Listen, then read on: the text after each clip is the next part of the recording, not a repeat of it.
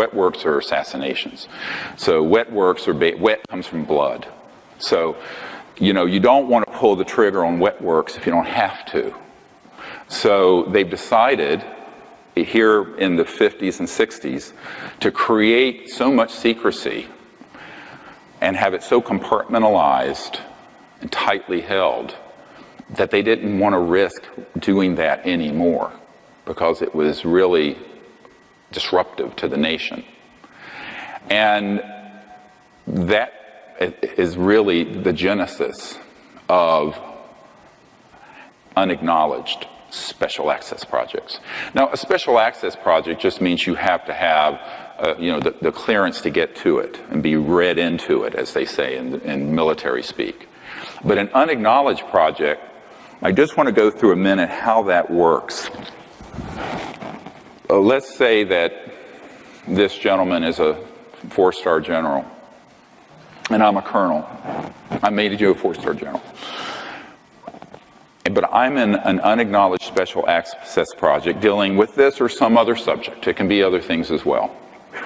If I am in an unacknowledged project, I am told, and I have one of my most senior military advisors has been in multiple of these. He was in one project that was $2 to $3 billion.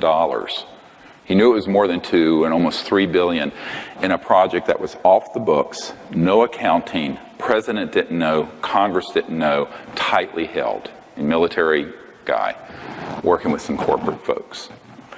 And he told me, he says, here's how it works. He says, they take you to a SCIF, a Secure Communication Intelligence Facility, SCIF, take all the equipment off of you, any guns off, cell phones, watches, nothing. Anything metallic. You go into this underground facility and there's a meeting. And he said, hey, you have a coming to Jesus talk. And what happens is that you are told that only the people in that room are read into and cleared to this unacknowledged special access project. And if you speak of it outside of that circle of people, there's one person there with a gun and a bullet. He takes the bullet out and he says, it has your name on it if you speak to anyone, and I mean anyone, your wife, the president, your commander, about what we're doing. And that is how it works. This is not a conspiracy theory. I've been in these SCIFs. I've been in a couple places, and I can tell you that is exactly how it operates. So one of the things I wanted to make really clear about what I'm presenting today, I'm not talking about anything that I don't have firsthand direct knowledge of. Everything I'm telling you, every bit of it. But I don't care about conspiracy theories. They're mostly 99% wrong. And I really don't care about the internet chatter. You know, this is 25 years of the most incredible investigative research. And, you know, I put over $10 million of my earnings and life into doing to get this far. And I can tell you, if you're in an unacknowledged project, and I was offered this position back in '92, and asked my wife about it, and I rejected it. I was actually offered $2 billion personally, if a fund with $2 billion in it, if I would shut the hell up, join one of these unacknowledged projects and do what they wanted me to do. And I said, screw you. I'm not doing it. But that's what was offered. And that's when $1 billion was a lot of money back then. Now, you know, they're minting a billionaire every week in Silicon Valley. But, you know, in 1992, $2 billion was a lot of money. So what ended up happening in this scenario is that if my 4-star commanding general calls me in because he's heard rumblings about something that people are working on he didn't know about, under threat of death, TWEEP, terminate with extreme prejudice, which is death, TWEP, I am to turn to him, even though he's my 4-star commanding, I'm only a colonel, and I'm to say, sir, no such project exists. That's how it works. It's illegal, it's unconstitutional, it's criminal, it's dangerous. Because once you have a breakdown in the rule of law, we're back in the jungle. We're back into Al-Qaeda territory. We're back into the Wild West where there's a lawlessness. And that's what happened. And because of that, no president since Eisenhower has had anything near the level of information on this that would be required for the chief executive. Most CIA directors haven't. There are a few who have and a few who haven't. And I'll tell you a little bit about why that's the case in a moment. Who's been in and who's out? Dick Helms was in, Woolsey was out. It's a long story, but I mean, I'll try to cover it. I mean, you guys are going to get more information. It's going to be TMI, too much information by the end of this, but this is why I'm doing this today, is that I want to leave a record of everything I've learned that's critical for the public in case, you know, I'm 60 now, so who knows what will happen to me. So it's important to leave this. But if you're the president, don't assume that you have an all-access pass. The presidential daily briefing doesn't have anything really that critical in it, and almost never this subject. By the time you had Johnson come around, and then you had Nixon, and Nixon, by the way, was vice president for Eisenhower. Nixon actually was pulled in as head of the Space Committee. The vice president sits as chair of the Space Committee into Majestic. This group, MAGIC, M-A-J-I-C, is actually what it's called. It's the Majority Intelligence Committee, M-A-J-I-C, it's the proper term. And MAGIC tapped Nixon, and he thought as president, he would be the guy that would disclose this, because he thought it was time, and he finally became president after Jack Kennedy, he felt, swindled him out of the presidency in 1960. And then, of course, Lyndon Johnson inherited the presidency in a sense after the assassination, had one term, part of another, the rest of Jack Kennedy's term. But Nixon thought, well, okay, I'm going to do this. And so a little thing called Watergate happened. Everybody remember Watergate? Those of you too young to remember, it was the break-in over here at this office in a luxury apartment on the Potomac. And it was a bag job. Bagmen went in and broke into the Democratic National Committee offices to get lists and information, and Nixon ended up covering it up. I mean, it's kind of standard operating procedure. You know, it's like it wasn't really that big of a deal in the sense that it happens all the day, you just don't know it. But there was a guy named Woodard who was ONI. Office of Naval, you know, Bernstein, Woodard and Bernstein, look it up. And Office of Naval Intelligence is where he came from. And suddenly this young reporter has this deep throat. Well, he had an ONI guy give him the information, Office of Naval Intelligence, because Nixon was planning to blow the lid off the secrecy. And the way they took him down was by impeachment rather than by a bullet. That's actually why Nixon was impeached. Now, he did do the Watergate, and he was a crook. But, I mean, I would say most politicians have engaged in such things.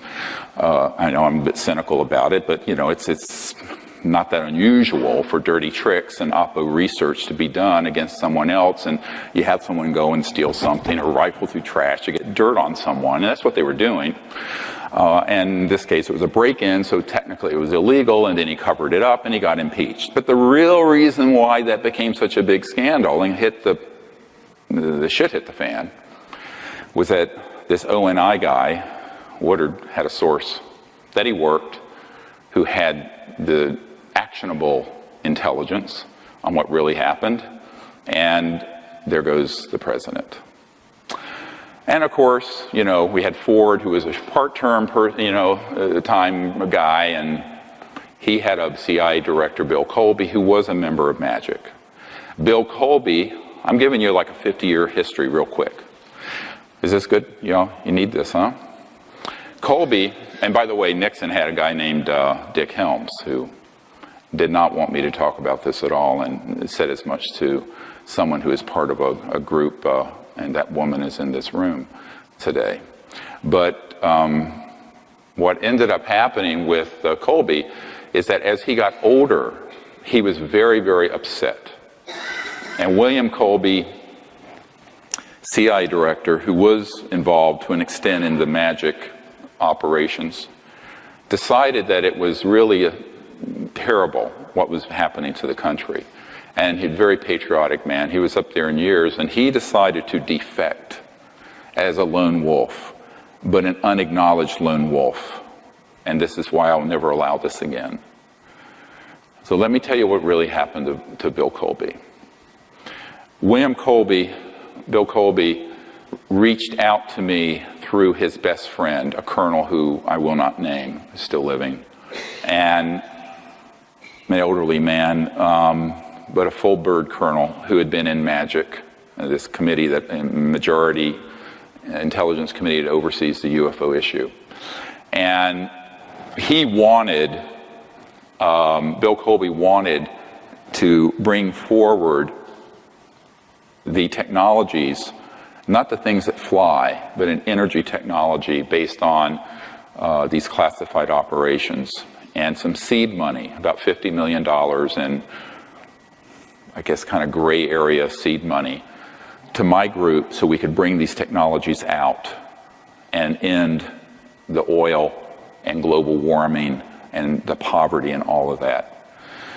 Now, the person who approached me, a member of my board, and this colonel, wouldn't say who the client was. They were going to set up a secret meeting.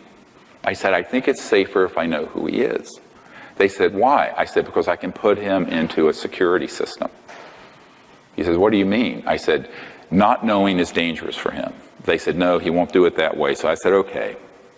So I'm working full-time as a trauma doctor, emergency doctor, and we're setting that up. And the week before I'm going to meet with this former CIA director, they find him floating down the Potomac River, made to look like an accident, and he was assassinated.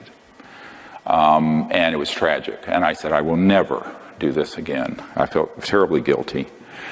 And his best friend came to my best friend's funeral, Sherry Adamak, who had been helping me for years and who was one of 3 of us who mysteriously got metastatic cancer the same month. Simeon, I think you knew Sherry. And this colonel came to her wake, and he just looked at me. He says, we can't look back. We have to keep putting one foot in front of the other, even though we both have had horrible losses.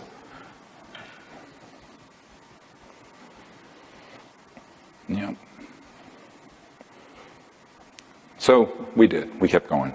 And, you know, when Bill Colby was killed, I thought at that point, well, his game is over. You know, from 94 until now, I was about to give up on everything. But anyway, very, very difficult emotionally and very difficult physically to carry this for, 25 years.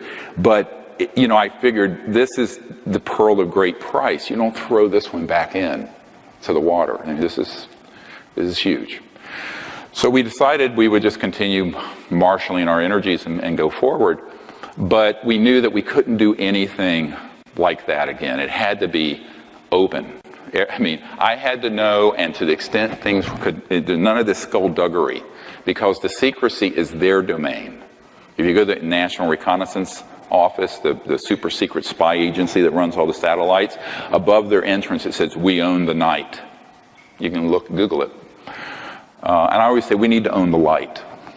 We need to own the light of disclosure and the truth and bring this out. So I try to do things to the extent I can, as fully as possible out in the open, while maintaining the confidences of those who are still living who asked me to do so. But, and that's why I'm giving you this much information today. The other thing to remember about how Colby's demise evolved was that he was going to make a run at one of the big central reasons for the secrecy, which I'll get into in a moment.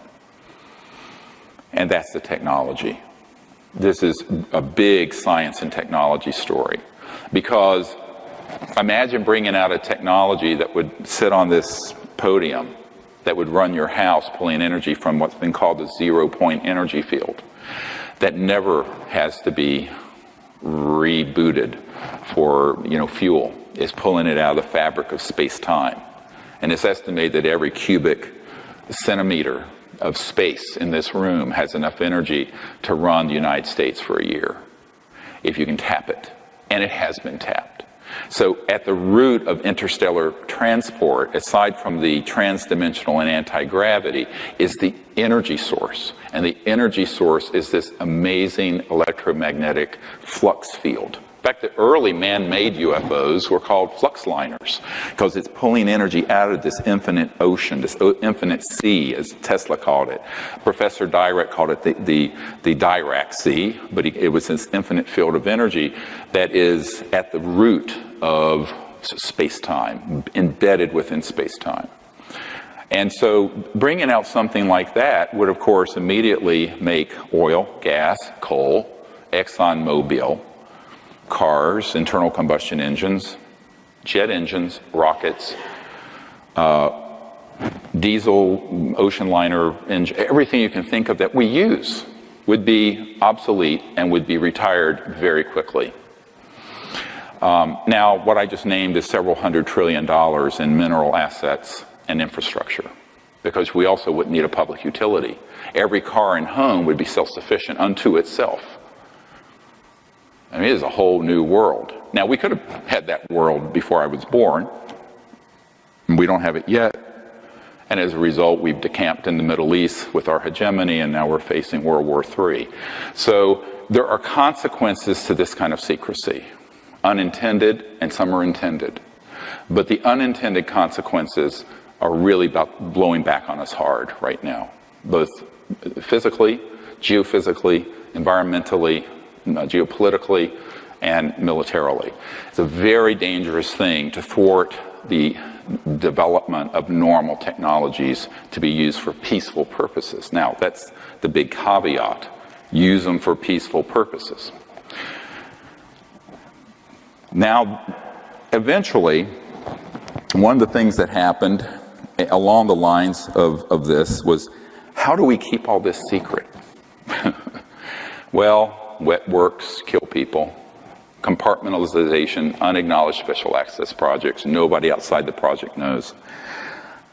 A big one is ridicule. I have a document from 1950s where they talk about engaging Disney Studios, which had done a lot of the OSS propaganda films in World War II. And Walt Disney was an asset of the CIA. And believe it or not, I mean, everyone thinks of cartoons, but so they engaged Disney Studios to make Flying Saucer and Little Green Men films, ha ha ha. And it ridiculed the subject so that respectable people would say, well, you're a kook if you're dealing with UFOs and ET issue. And that was done deliberately, and this was part of what I referred to in that earlier document, the psychological warfare value of the subject. How do you create the psychological nexus so that the subject becomes subject non grata? Like a persona non grata. It's a subject non grata. It's unwelcome. It has ridicule associated with it. And an Air Force major told me, who's one of our Disclosure Project witnesses, who was present when we shot and killed an ET on the tarmac at McGuire Field there in New Jersey. His testimony is quite riveting if you've read the materials. And he was saying, look, really the way this has been kept secret more than anything is just sheer ridicule. Nobody wants to be laughed at. Everyone's concerned what their friends might think. Because, where's the tinfoil hat you're supposed to be wearing? So this ridicule got ramped up in 1953 in the psychological warfare programs. So by the time, we came on the stage, we're 50, 60 years into a hole of ridicule and denial and countermeasures and everything else that, how do you fix this? It's very difficult because most reporters and media people don't want to be ridiculed, nor do scientific and people and professors and government folks. I mean, there's so many people in the Congress I've met with, very interested, know this is real.